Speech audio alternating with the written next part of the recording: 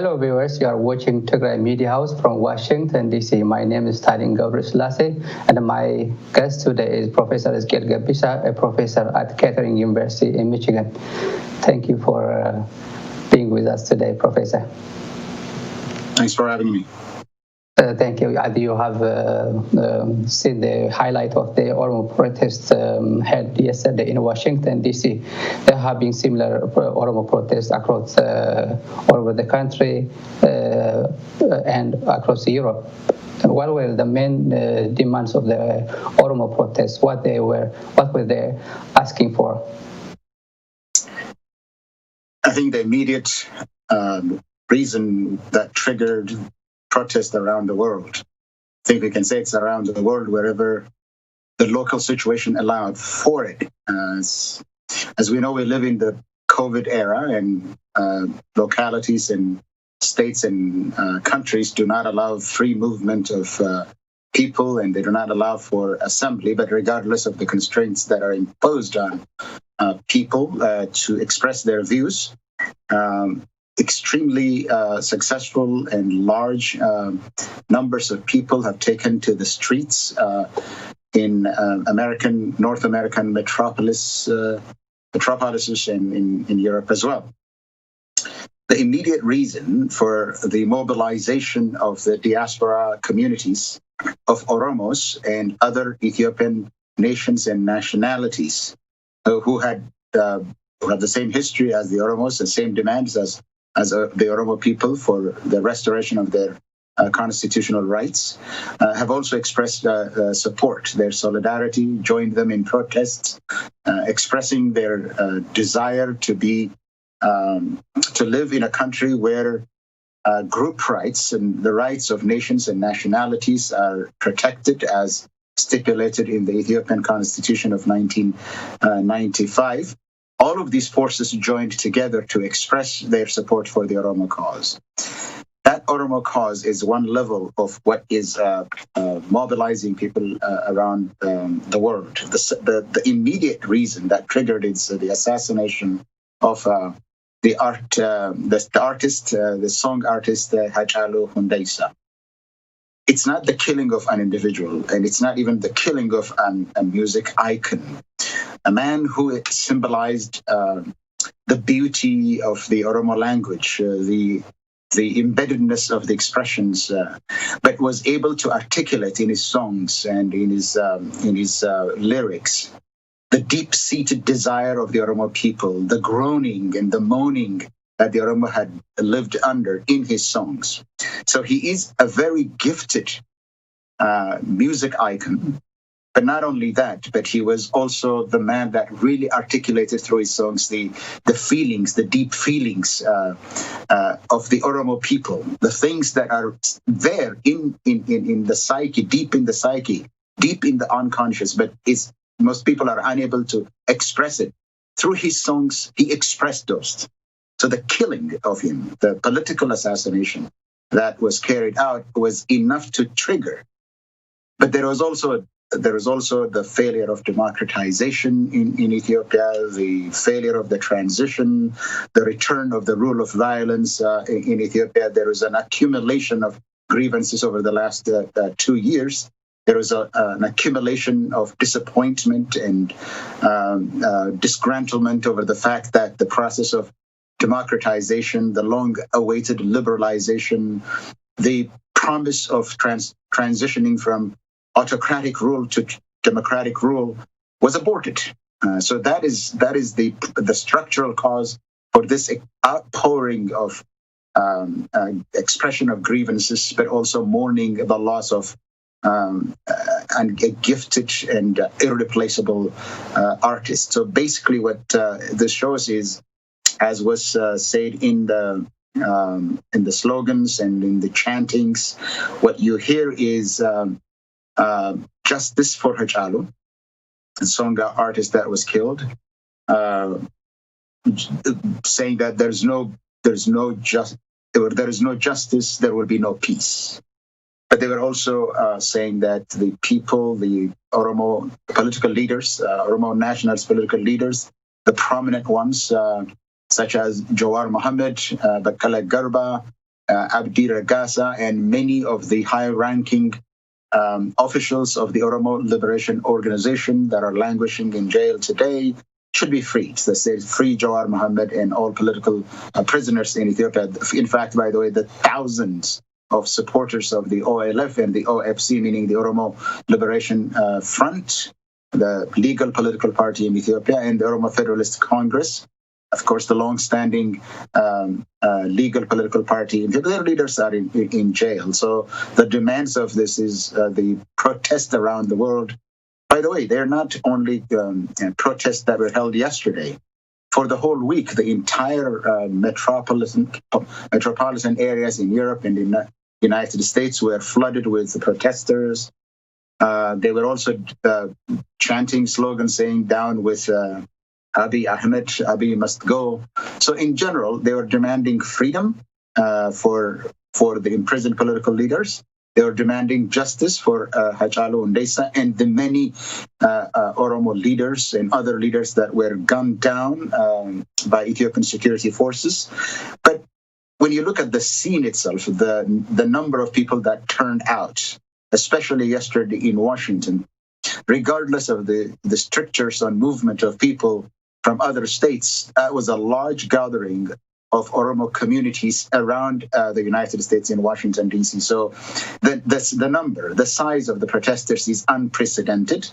But it's also the colors, the flags are showing determination to carry on this resistance until justice prevails, until the political prisoners that were imprisoned are freed. And of course, the era of Abiy Ahmed's experiment with the restoration of the old order in Ethiopia has come to an end. So in general, it shows determination, it shows resoluteness, and it shows clarity, the clarity of purpose in terms of why these protests are going on. But finally, what I would say is these are support expressions of support. The real struggle, the resistance for justice and for freedom and for a changed political environment, the democratization, the locus is in Ethiopia. These are simply reflections of the desire of the many Oromo youth and Oromo people in Ethiopia that are demanding the same things, but because they live in Ethiopia as it is under now an emerging authoritarian rule, others are becoming voice for the voiceless around the world. Mm-hmm. The government in Ethiopia has been accusing you, the Oromo elites in diaspora and other external forces, for organizing such kind of Oromo protests all over the United States of America, Canada, Australia, and Europe. Is there any external force who is behind these Oromo protests, Professor? Well, I don't know what force they're talking about. From time to time, the Ethiopian government had been accusing Egypt as an external force by name. Others are anonymous. They simply talk about external forces, mythical forces. But that's a language that is associated with Ethiopian government, successive Ethiopian government. They always externalize their problems. They never assess the situation and take responsibility for the wrong that happens within the country. It's not in the DNA of the Ethiopian government to take responsibility. Only 2 years ago that the EPRDF came out and said that we're responsible for the death and the mayhem and the imprisonment and the banishment of people from the country. That's not the tradition, but for now they're saying at least the Ethiopian government has named Egypt as an external force. The other is the collaborators, the internal collaborators, and the perennial TPLF that is inciting rebellion, according to the Ethiopian government, that is causing ethnic conflict. The TPLF that is blamed for the sun rising in the morning and sun setting in the afternoon, responsible for all kinds of things. They don't understand that they're making TPLF more powerful than it is. It actually is because of blaming everything on them and the OLF. So I really don't know what external forces that they're talking about.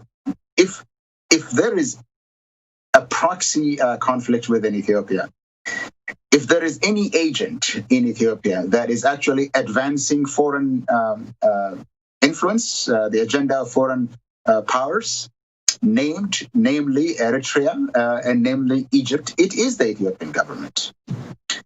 So what the Ethiopian government is saying, external forces, I cannot understand. As you said, they mention my name and my colleagues, my comrades as external forces. If I am a force by myself, a force on my own, then I'll accept that. If I am able to exert that kind of force for the Ethiopian government and its collaborators to identify an individual who has no organizational support, an individual who only expresses his views as freely as possible in taking opportunities that avail themselves, if that's a force, then I'll take it. If that's considered by the Ethiopian government a force, an individual expressing his views. Other than that, except that we live in the United States, I live in the United States, I work in the United States, I've done that for the last 3 decades, nothing changed. But speaking truth to power and advocating the respect for the Constitution, respect for the federal arrangement in Ethiopia as the only way for Ethiopia to remain together. If that is an enemy of the people, then Ethiopia has a problem that it cannot surmount. Look, myself and others, all we are asking the Ethiopian government is to respect the Ethiopian Constitution. We are the constitutionalists. We are the federalists. This is not extremism. To ask for the Ethiopian Constitution to be respected, the rights thereof to be respected, both the individual and the group rights that are enumerated in the Ethiopian Constitution to be respected, is not extremism. If that's extremism, then there is really no center, no political center in Ethiopia. We ask for legality. We're actually defending legality because the Ethiopian government is illegal. The party that is in power is a usurper. The party was not registered by the National Electoral Board in a legal way. If you scrutinize it, you could see that there is disparity, that it does not really meet the ruling party, I mean the Prosperity Party, does not meet the threshold of the law. And the way the Electoral Board treated the application process for other parties and for Prosperity Party is glaringly unequal. Everybody knows about that. So we think that the party itself is illegal. And because it's illegal and the way it actually transferred power from the elected ruling coalition of party, the Ethiopian People's Revolutionary Democratic Front, the EPRDF, is illegal. It's shrouded in mystery. It is not explained to the Ethiopian people. How you can inherit power from another party is alien to me. So it's illegal. It has taken many steps, illegal steps, such as appointing heads of the regional party governments by the federal government. That's illegal. We're opposing that. We're asking for the restoration of the Constitution. We're demanding constitutional rights. In fact, the right of nations and nationalities to self-determination, including secession, is an article 39 in the Ethiopian Constitution. We did not ask for that, but it is a right. It's a constitutional right. Even those who advocate that right should be within the Ethiopian political arena, enunciating their positions, articulating their positions, and let the people decide. What is going on in Ethiopia is illegality. What's going on in Ethiopia is outright robbery. What's going on in Ethiopia is unconstitutionality. The laws that the parliament had passed, the way they interpreted the Constitution is beyond the pale. So we are the constitutionalists. How those who are unlawful, unconstitutional, and immoral are pointing fingers to others and say these are fundamentalists, these are extremists, is unbeknownst to me. I cannot understand that. But it portends a very difficult future for Ethiopia. If constitutionalism, being constitutional, demanding constitutional rights, rights enumerated, group and individual rights enumerated in the Constitution, to defend the Constitution against an illegal government is extremism. Well, in the form of justice, for justice and liberty, I will be an extremist. Mm-hmm. Now you are telling me I can deduct from your discussion, right, that the main reason for the protest is not the killing of Hachalu Hundessa.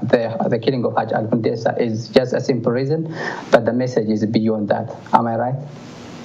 That's correct. I think there is an underlying causes for the discontent that is rocking the Ethiopian body politic. That's true.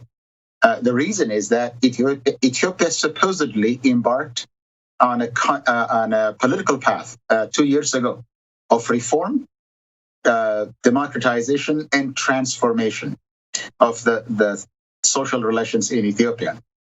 That was aborted.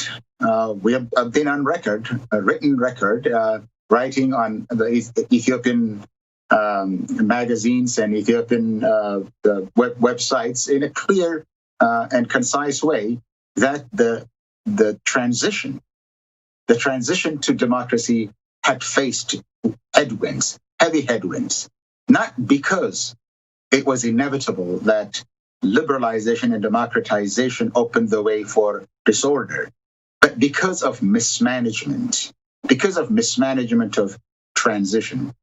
What I know about political transition, based on the experiences of about 120 countries who have attempted to democratize in the last 40 or 50 years, since the first transition from authoritarian order to democracy occurred in Portugal in 1975. There is a literature here. There is a large literature called transitology. So we know the advantages and advantages. We know the do's and don'ts of transition because of the knowledge that had been accumulated from the experiences of several countries. So we also have practices. We know the best practices of democratization.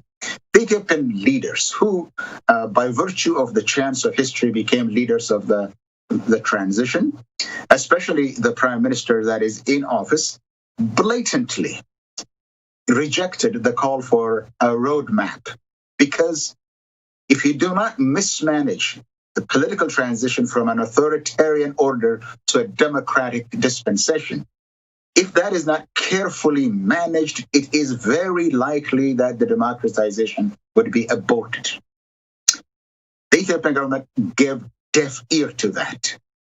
They claim that they have done some forms of liberalization at the beginning of the transition process, but since then it was derailed. The process has drifted, and it's like a ship that is leaderless and rudderless.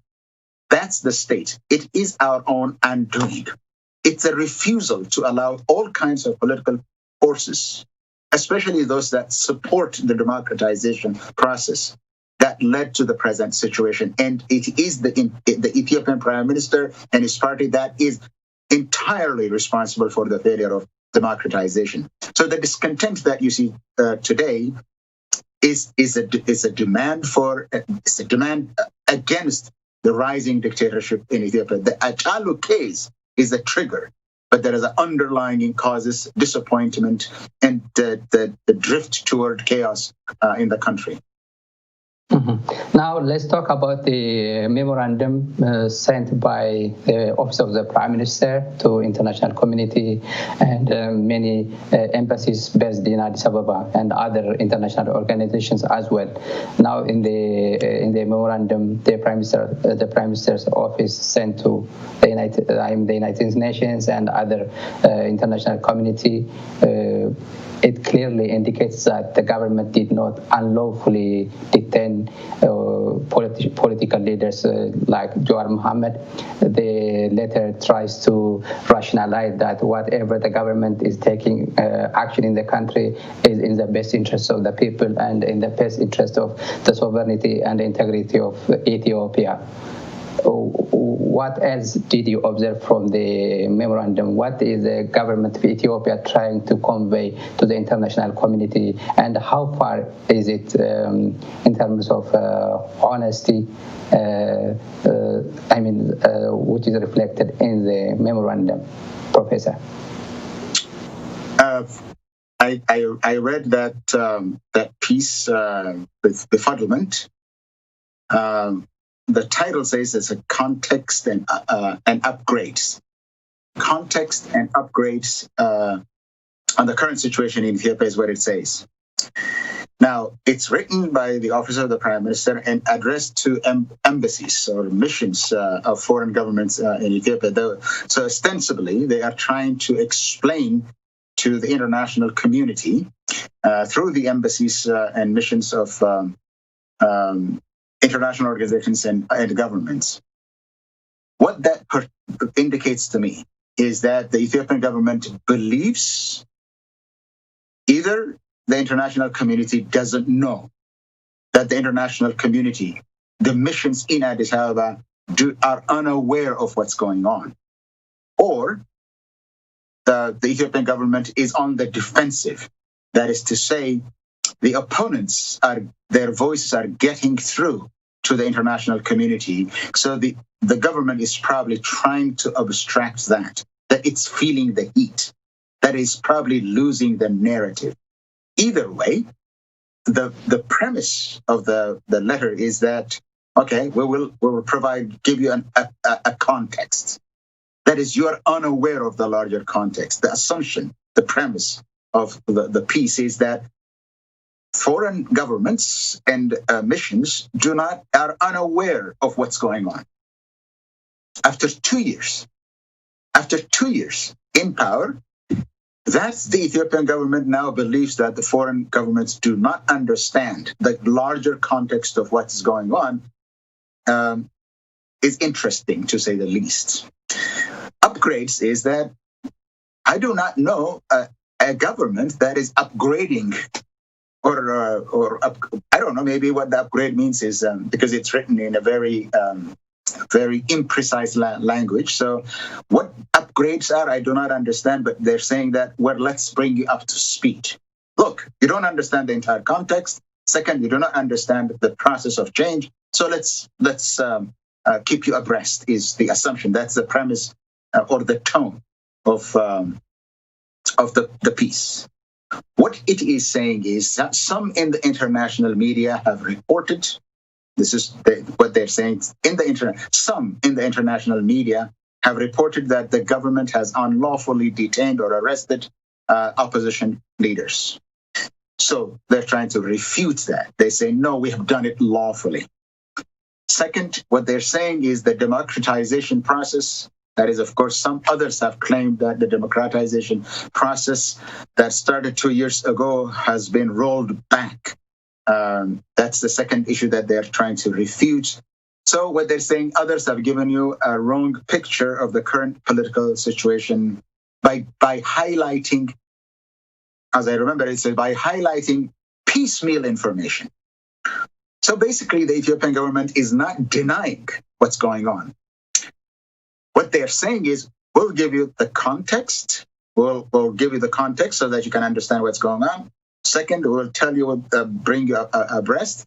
But the other thing is, we'll give you the full picture, the honest report on what's going on.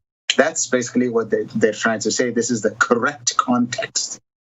The problem that they see, as I was kind of trying to decipher what the context is, I think what they're saying is disgruntled elements. That is, people who have been alienated. Disgruntled forces are organized and are supporting each other to obstruct the current government. So what they're saying is that there is really no political problem in Ethiopia. Everything is hunky-dory. Everything is going according to plan. Everything is just flowing flawlessly. The conflict that you see, the pent-up uprising that you see in Ethiopia doesn't exist. Or if it is existing, if there is some problems here and there, it's the disgruntled forces, the people that have been driven out of office. So they're engaged in sabotage, is what the context is. This is what they're trying to tell the international community. That disgruntled forces are burning mosques, killing people, waging war, sabotaging the economy. Everything that is gone wrong in Ethiopia, the breakdown of administrative order, the breakdown of security, the breakdown of economy, the slowing down of the economic performance, the lack of administration, all of this, they don't exist. It's only the disgruntled forces that are sabotaging, is what the government is saying. In fact, to subsume it under what the Prime Minister himself stated as that they're jealous. This is his word. They're jealous that I am a Prime Minister, and they're wreaking havoc in the country because they are jealous. So he's reducing the country's problems to jealousy. That's the context. The upgrade is that the democratization effort has not been rolled back. It is going ahead full speed, except that you did not understand.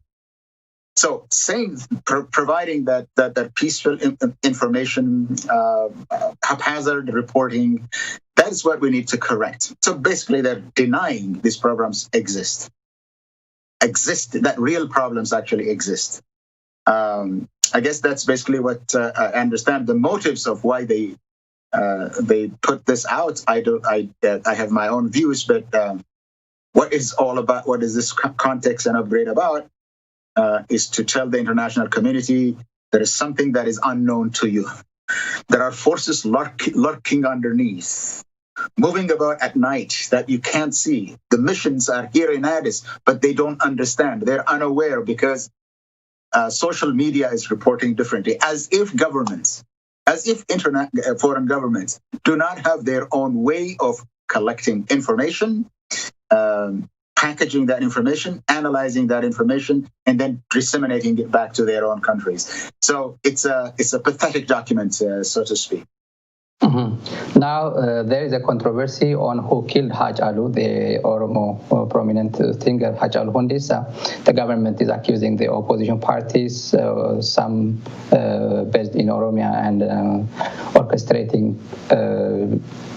But the government is also accusing TPLF for orchestrating the killing of Hachalu Hundessa in collaboration with other internal forces. On the other side, the opposition parties are accusing the government for assassinating Hachalu Hundessa in order to detain other political parties operating in Oromia who were totally against the regime and the administration of Prime Minister Abiy Ahmed. Now, Jawar Mohammed is detained, Baqqala Garba is detained, and other prominent Oromo politicians are in prison for no fault of themselves, according to you and other politicians and other activists. And many journalists and activists, Oromo activists, are being detained. Oromo media are being targeted. OMN, the popular Oromo media, OMN is closed, and other journalists are being hunted. The government has been busy hunting journalists and activists and the politicians and detaining them. And some of the whereabouts of some of the politicians and journalists is still unknown, including some of the prominent politician Jawar Mohammed. People are asking the place where he's being detained is totally unacceptable. And where are we heading as Ethiopians right now? Where is Ethiopia heading, considering these all issues happening back home in Ethiopia? With regard to Hachalu, I guess when someone is killed, even if this is not a political assassination, it should be treated as a crime. When someone is shot and killed, it should be treated as a crime, as I understand police work or how law enforcement approaches murder. Hachalu's killing is a political murder. He was killed because he spoke in a very denigrating way about the Emperor Menelik. That's from people who reacted to his interview on the Oromo media network about how Emperor Menelik marched on Addis. So, if this is a political killing, because of what I just said, it's a political killing. It's an assassination. But even if it is not an assassination, it's a crime. It's a crime that was committed. And I don't think the government has any credibility pinning this responsibility on any other person other than itself. The police did not do their work. That's obvious. The crime scene was not secure. The crime weapon has not been found, or at least we haven't heard anything about it. We don't know any about forensic investigation that was done because they have not reported it properly. I've not seen any ballistic tests that were made that the police must do when someone is really killed with a weapon. I've not seen any autopsy report. From what I have seen, there is probably no autopsy report that was made about the cause of its killing. There is no coroner's report. He was killed somewhere about 9 o'clock in the evening. The next day, they were rushing to bury him in Ambo. Such a prominent political figure was killed. But they were rushing. The government was pushing to bury him in his birthplace. That should tell you something. That should tell any thinking human being that the rush to bury a political activist, a song artist, a prominent song artist, without any investigation being done, somebody is rushing to hide the crime. There's somebody's trying to bury the evidence with the remains of Hachalu. That should be clear. At least it's clear in my mind.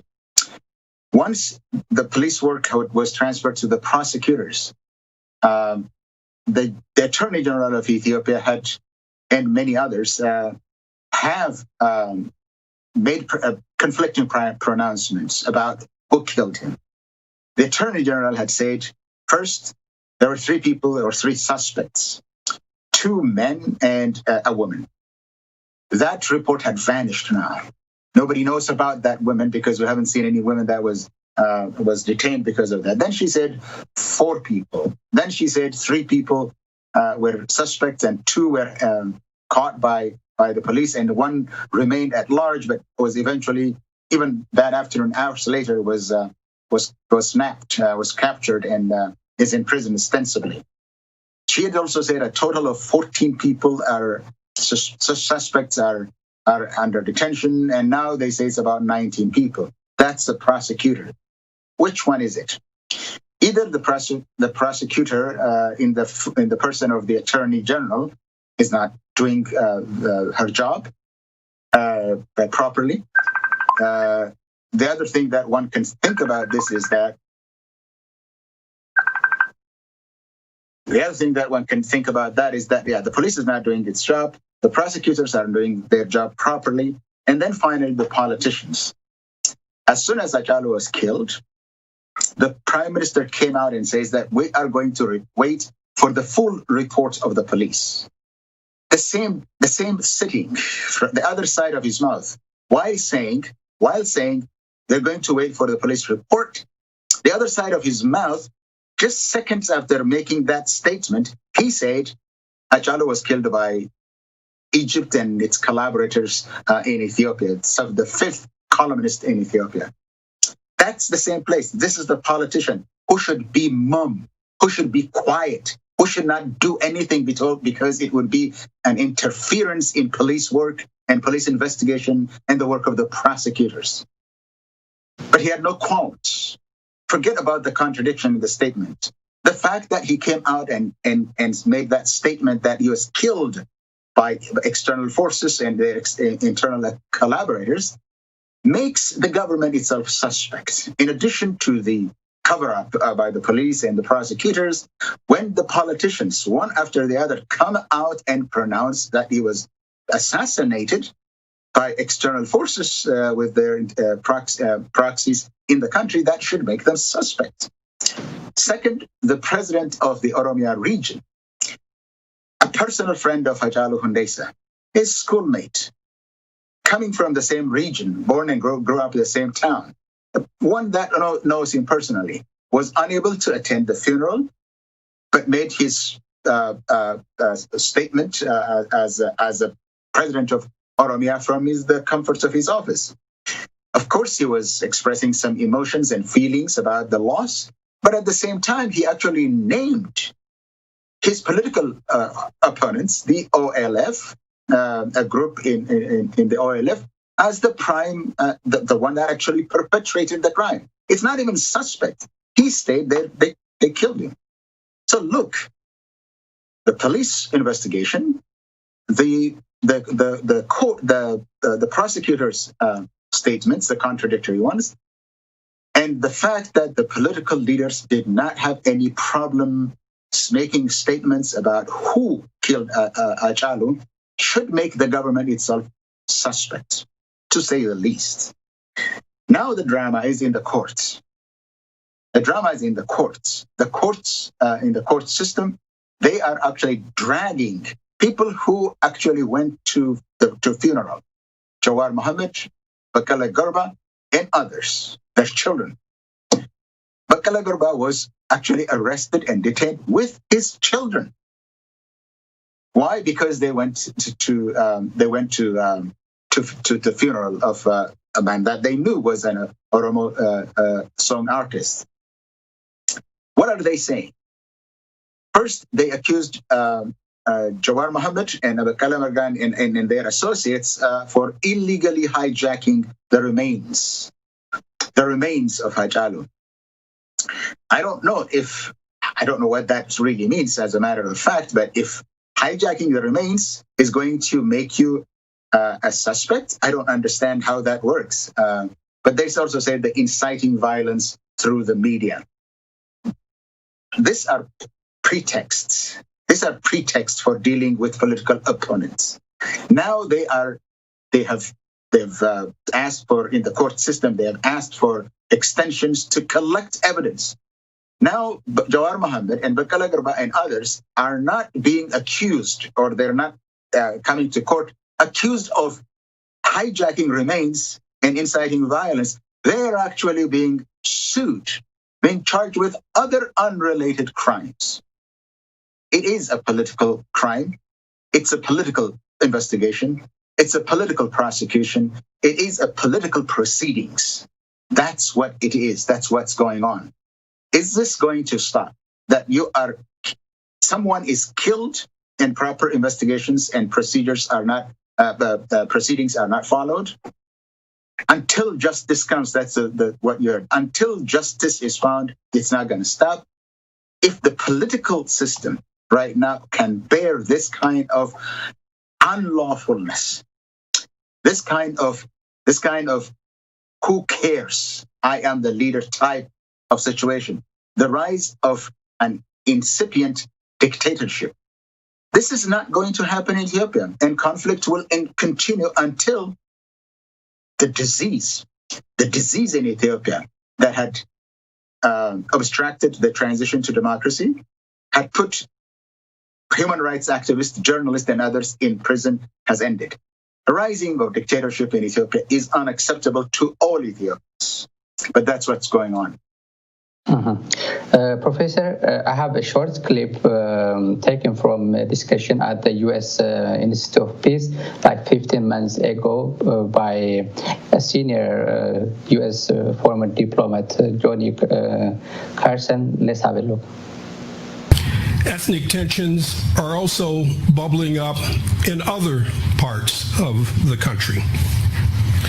Concern about the pace of change and reform has led two journalists to recently raise the specter that the political situation in Ethiopia could slowly deteriorate and that the country could experience the same type of ethnic, regional, and religious fragmentation that tore Yugoslavia apart 2.5 decades ago. Professor, do you think the international community is understanding Ethiopia better than Ethiopians? I don't think so. But what Johnny Carson said, a person who actually observes Africa, he said is accurate from the experiential point of view and from an analysis pertaining to Ethiopia itself. No, it's not. It's not only outsiders that are actually making these statements about the possible collapse of the Ethiopian state. There probably are many, but I can say that I have written about this in Addis Standard on the management of managing transition in Ethiopia. I've written another piece on the mismanagement of the Ethiopian transition. I have written another piece on Ethiopia's learning lessons for Ethiopia from successful transitions. We have said this. This is on record. We've said this. We've worked on this. I personally organized 2 conferences at Addis Ababa University on managing transitions in Ethiopia. Why did we do that? Because we knew from the experiences that Mr. Carson just mentioned, the Soviet Union and the experience of Yugoslavia. Look, empires collapse.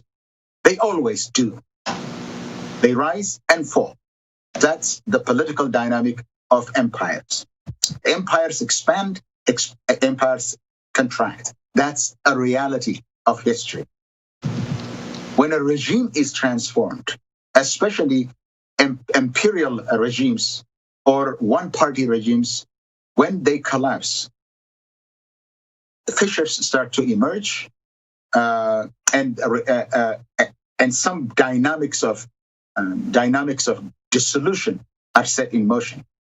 That's why when you liberalize and democratize a situation, you try to prevent the unraveling of the body politic. The reason that this happens is in situations like Yugoslavia and the Soviet Union, collapse could be triggered unless some constitutional bargains and management of ethno-national relations are put in place. That is the result of democratization. There will be always a problematic interaction between democratization and the politics of national unity. What I mean by that is the Soviet Union had 15 republics that are drawn along ethnic and linguistic lines. The same with Yugoslavia. If the locus of the transition, of liberalization, democratization, a unitary state, the dynamics are different from a situation where the locus of that transition is multinational federations. Where there are republics with their own constitutions, with their own bureaucracy, the situation, the dynamics that is set loose is different. The reason is that when there is a process of democratization in unitary states, the locus of competition among elites for power would be only one place. That is the central seat of power, because there are no seats of power in a unitary states. But in multinational states that have republics such as the Soviet Union, the democratization opens up a dynamic, a process of change or dynamism that acts in a different way. The competition is not only in one place, the competition will be in multiple places, multiple political arenas, because these are republics. So we know what happens unless you manage it, unless you manage it very carefully, unless it's managed very, very competently. The structural variable, what I mean by the structural variable is this. that in federal structures, the arena of contest of power are multiple, and elites are competing for power in multiple arenas. So dissolution begins with a loss of control of the narrative. And I think that's what the Ethiopian government or the leaders of the change faced, that they lost control of the narrative. Instead of listening to the demands of the people that actually brought about the change, that is restoration of constitutional rights, respect for the multinational federal system and federation, all of these were replaced by unitary state and railing against the constitution that had held Ethiopia together for 30 years. The second is this displacement of the Republican elites, that is the ethno-national communities, their displacement to arenas of strategic location actually started to unravel the Ethiopian party politic. The reason that we have this is that because of the ethno-national amposition, there are multinational states, national states like Oromia, Amhara, and Somali. These are political units, federal units, with their own constitutions, with their own bureaucracy, with their own president, with their own legislature, with their own court system, and in fact with their own economy. All they need, if they're pushed beyond limit, all they need is to seek recognition by the international community. And in the Ethiopian context, this is constitutionally permitted. Knowing all of this, the Ethiopian government, led by Prime Minister Abiy, completely forgot what their mandate was, what his mandate was. His mandate was political transition, leading to election. His other mandate was efficiency in government. Only two things that were given to him. Instead of bringing people together and form a political consensus to have a social contract, he said, I will be the bridge. I will be the bridge of transition. I, the person. No harmonizing of different interests and dreams, but the person in his constitutional position of transition. That's when things went wrong. So what Johnny Carson said, we knew it was going to happen because we learned from the experience of the Soviet Union and Yugoslavia. Without consensus building, without clear document, without proper sequencing of reform efforts, it is inevitable that democratization, a transition from authoritarian rule to democratic dispensation, could lead to collapse, could lead to authoritarianism. We're seeing the rise of authoritarianism, personalist authoritarian rule in Ethiopia. But the centrifugal forces that are now let loose are pulling the country apart. So Mr. Carson is absolutely right on the mark with regard to the possibility that the state might collapse or dissolve in Ethiopia.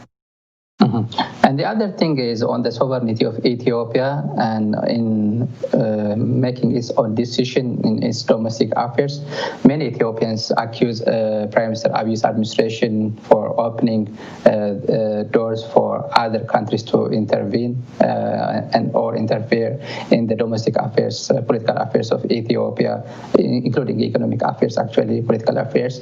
And now the exacerbating security situation in Ethiopia is as a result of the interference of foreign countries, particularly Eritrea. That's what many political party leaders are saying in Ethiopia and outside Ethiopia.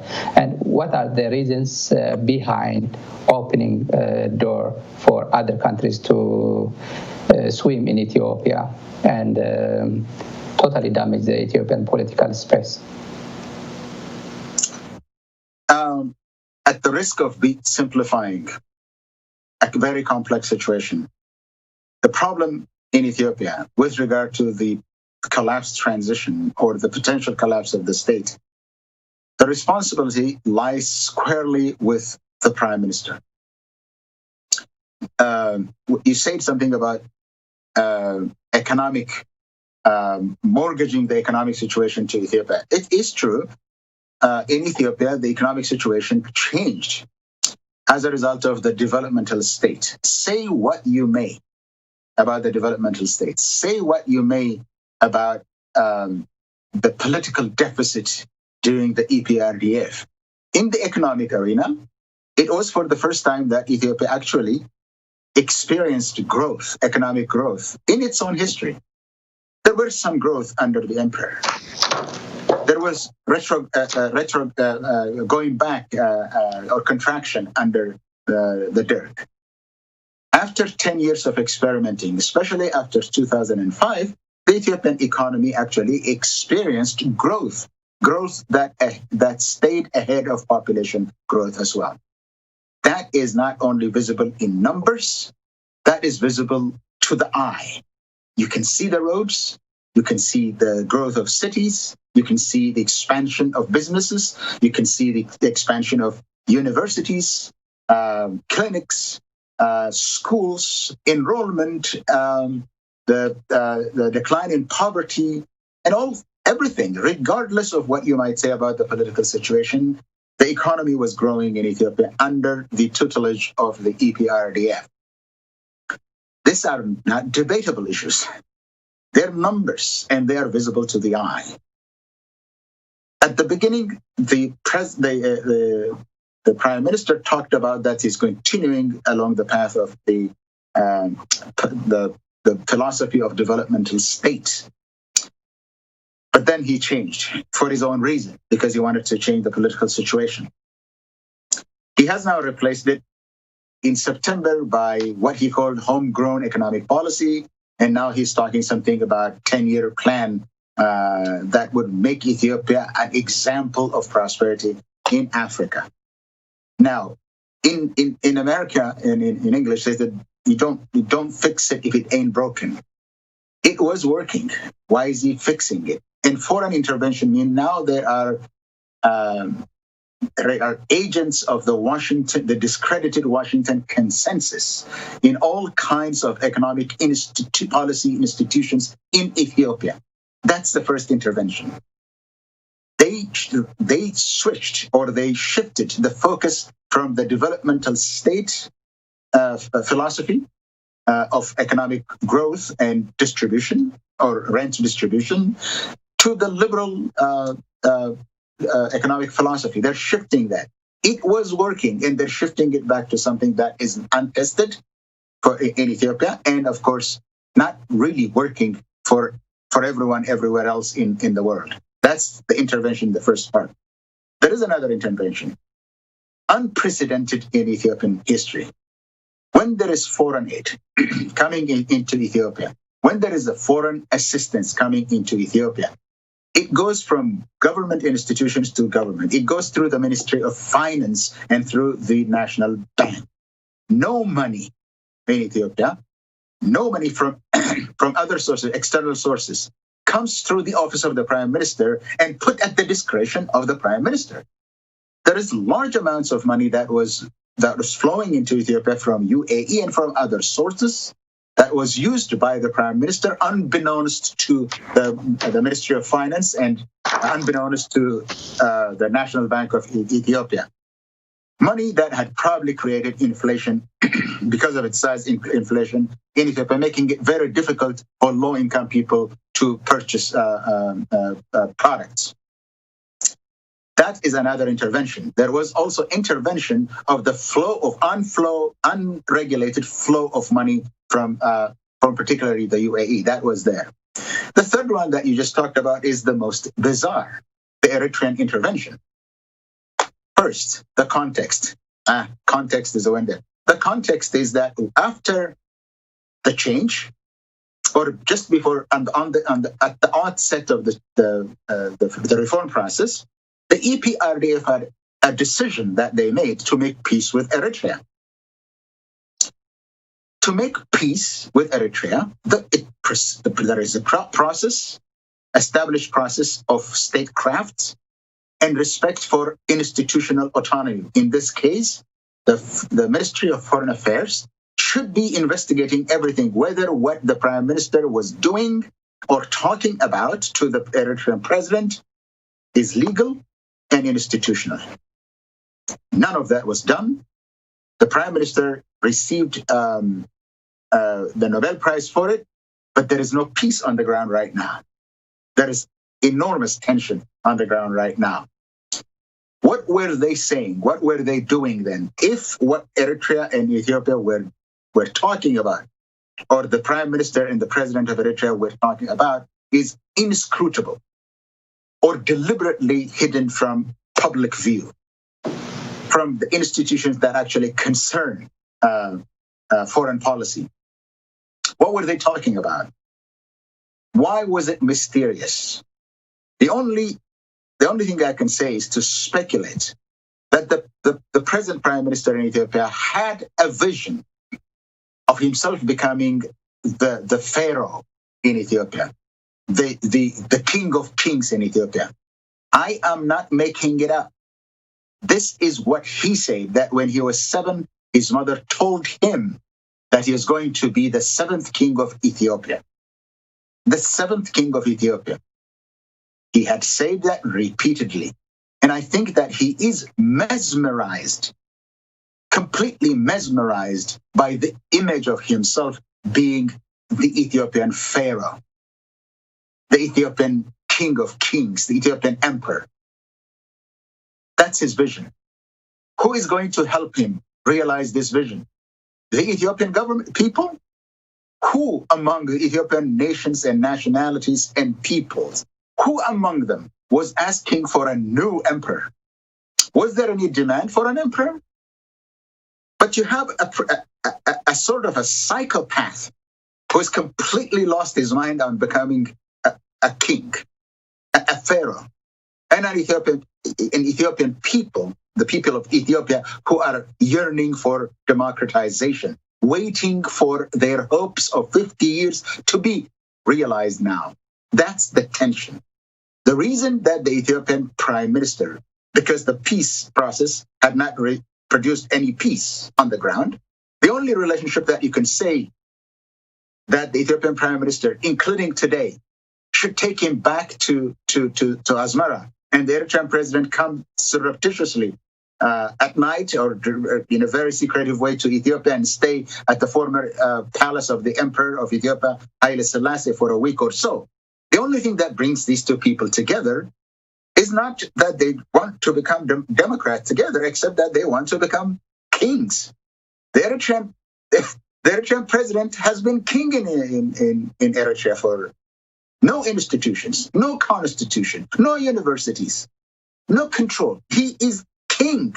He is a tyrant there. The Ethiopian prime minister has turned the office of the prime minister to one of a tyrant. So, mesmerized by this idea of becoming a king, his goal is to become the Isaias of Eritrea. And one can only imagine that what they're talking about is that they have the same agenda of a unitary state in Ethiopia, in which a king, a puppet that Isaias could play like a puppeteer forever. That's the vision. Is it viable? Don't ask me about that, because this is not what Ethiopians have asked.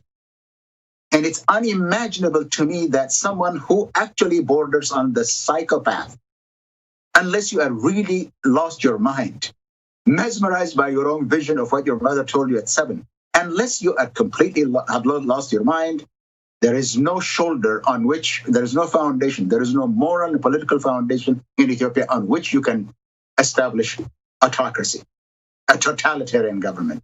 So the demands of the people and the desire of the leader of the country are now at cross purposes.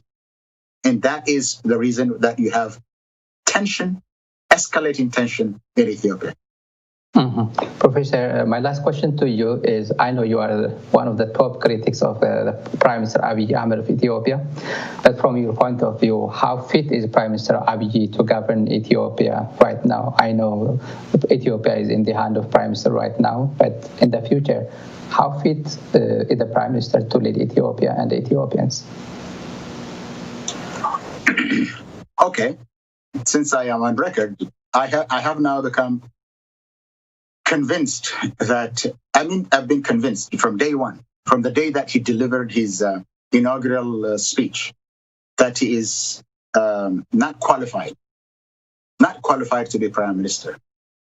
That is not a qualification of experience, not the qualification of experience. That is that he has never administered any country. He doesn't understand Ethiopia. He doesn't understand the political history of Ethiopia. That he has demonstrated that these are demonstrable facts. Is just not able to understand the complexities of the Ethiopian social system, political system, and the history of it. He can talk about it at the surface level, but not quite aware of the depth of the complexities of the polity called Ethiopia. He has shown that he's just not competent enough to do that. And this is not what I say. The day he was elected, 3 people told him, say that you're nominated right now, but we know you. We know your character, we know your competencies, we know your capacities. Please do us a favor and withdraw. But at the time, some of his friends were interested only in changing government, so he was nominated and became prime minister. Since then, as was the case under the EPRDF, he was never evaluated because he, as chairman of the party, never allowed that. Right now, from what is going on, especially this week, but prior to that as well, when you have a political tension in a country, the priority of any official should be to de-escalate. It's to de-escalate. But this man is taking on the most powerful forces in Ethiopia. TPLF and Tigray, OLF and Oromo. He's taking on them. And in this conflict, he is not winning. He's losing the narrative. The structure of government at the lower rungs, like at the district level, are broken. There is no governing in Ethiopia. There is no security in Ethiopia. In this situation, you try to regain control. If the escalation of conflict, whatever kind of conflict, if the escalation is what has led to the leader losing control, what you should do is to de-escalate. That's not what he's doing. He is adding tension to the extremely tenuous situation in Ethiopia when he is taking Jawar Mohammed into prison, Bekele Garba into prison, leaders of the OLF into prison, the Oromo Liberation Front into prison, and daily harps a message of hate and resentment against TPLF, and to be sure, the people of Tigray. This is madness. This is complete madness.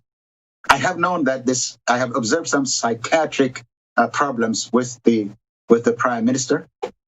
He has no qualms lying blatant lies, demonstrates obsession with himself, obsession with his image, demonstrates some schizophrenia as well. The reason I say this is that if you are the prime minister of Ethiopia, do you have to wear bulletproof vests in the prime minister's office? If you're not safe in the prime minister's office, where are you safe? He did it yesterday. He did it on the day after the killing of Achalu, donning military fatigue. That's crazy. I don't know why he needs to do that. It's not intimidating anybody. So the point is that instead of de-escalating tension, he is escalating it.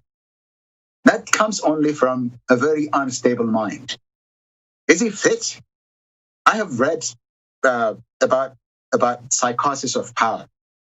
There were some people who were really mentally unstable that have been leaders. Nero is one, for instance. But there are others in Africa, like the president of Equatorial Guinea, who had a mental problem. So in this situation in Ethiopia, where tensions are very high, when a conflict needs to be de-escalated, if you are escalating it, I guess you have lost your mind. Is he fit? You be the judge. If someone who's a psychiatric case should remain in power, it's madness. Professor Skill Gabisa, thank you for sharing your time with us. Viewers, you are watching Tigray Media House from Washington, D.C., and thank you for watching. See you next time. Bye-bye. Thanks.